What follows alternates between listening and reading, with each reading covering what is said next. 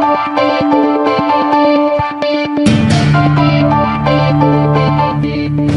welcome to A Spirited Debate. I'm Lauren Green. Well, they could be just really beautiful cosmological events, or are they tied to biblical prophecy? Today is the first of 4 blood moon eclipses, rare occurrences that some biblical scholars say signal earth-shattering events, particularly when they happen around the Jewish high holy days. And today is the beginning of Passover. So what can this blood moon be telling us?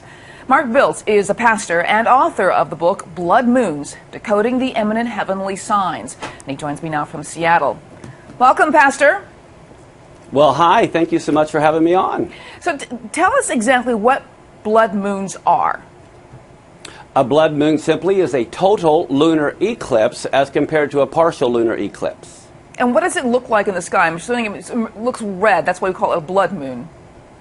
Right, exactly. The longer light rays are red that go around the atmosphere of the Earth and reflect on the moon when it's in the Earth's shadow.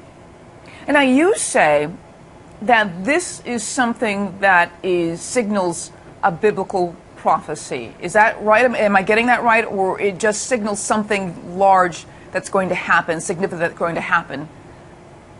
Yes, I believe it's not necessarily going to happen on the day of the eclipse, but in the Bible. In Genesis 1:14, God created the sun and the moon, it says, for signals on basically Passover, on his feast days, his appointed times. So for me, if that's what the Bible says, that we need to be watching when those events happen. Now, we've had these 4 blood moons, which is a tetrad, which is 4 occurring in a specific a period of time. This has happened before, right? Over the last 2,000 years, there's been 62 tetrads, but only 8 times have they occurred on the biblical holidays. And in the last 3 of those, they've had great significance for the nation of Israel. What has happened before, and when did those things happen? Sure. The last time you had these 4 blood moons on Passover and Tabernacles within a year and a half was 1967 when Israel captured Jerusalem. And the time before that was right after they became a nation in 48. Right before that was in 1493 and 94 during the times of the Spanish Inquisition. So now this is the first of the blood moons. When will the next one happen on the High Holy Day? It'll be on the Feast of Tabernacles, I believe October 8th of this year, and then again on Passover next year, and then again on the Feast of Tabernacles in 2015. And what's incredible about that one, that's like the grand finale that will be seen in Jerusalem on the Feast of Tabernacles when all the Jews are outside looking up at the sky, and it will be a supermoon.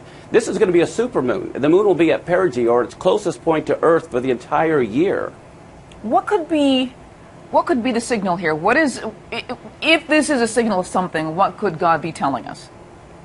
Well, I think over this next year and a half, how I kind of see these 4 blood moons in a row is going to be a signal from the book of Joel, where it talks about the moon turning to blood. It's in the context of God judging the nations that are trying to divide the land of Israel.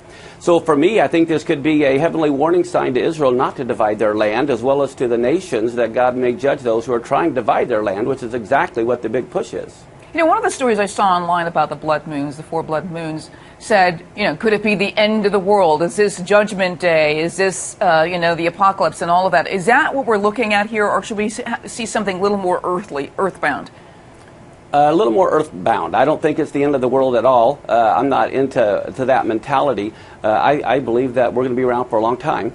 But I do believe what this is signaling is a couple of things. One of them, when you look at the pattern, and I like to stay with the science. I mean, I don't control an eclipse. I don't control the calendar, and I'm not the one who wrote the scriptures. I'm just connecting the dots and saying, based scientifically on past patterns, it meant a war with Israel in 48. It meant a war with Israel in 67.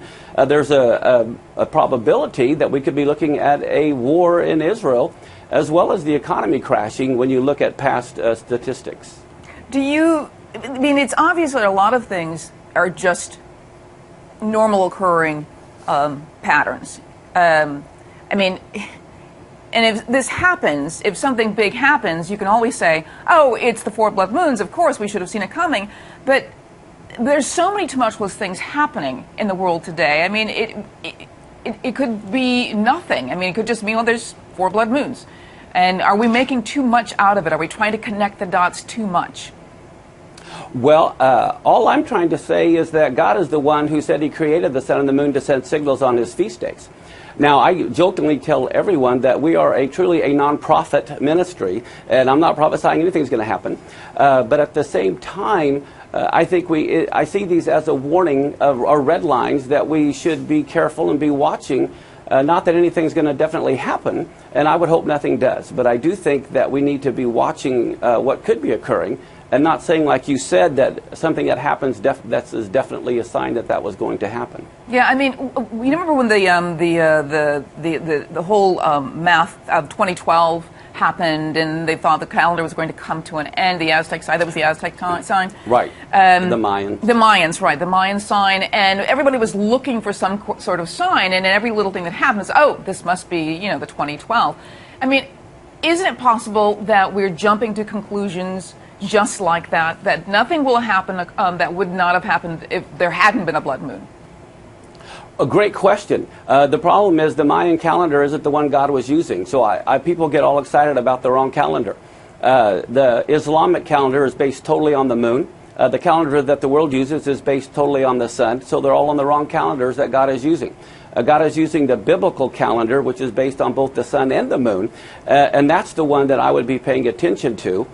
So that's the one I go by. Yeah, it's very interesting. You talk about the calendars, and this is one of the rare years that the Orthodox Easter and the Western Christian denominations, their Easter are the same. Plus, Passover begins at the same time. All of these things are sort of converging at the same time. Do you see that as meaning something? It very well might, but I think what's interesting, to give you an idea how the church in one sense is on the wrong calendar, and this was due to anti-Semitism a couple thousand years ago, in 2 years from now, Easter is a month before Passover. So here we're celebrating the resurrection a month before he even dies. Very interesting. Well, the book is called Blood Moons, Decoding the Imminent Heavenly Signs. And Pastor Mark Biltz, thank you for being on A Spirited Debate. Very interesting stuff, and I'm sure we are going to revisit this as we get more and more of these blood moons coming into fruition. Thank you. Thank you so much.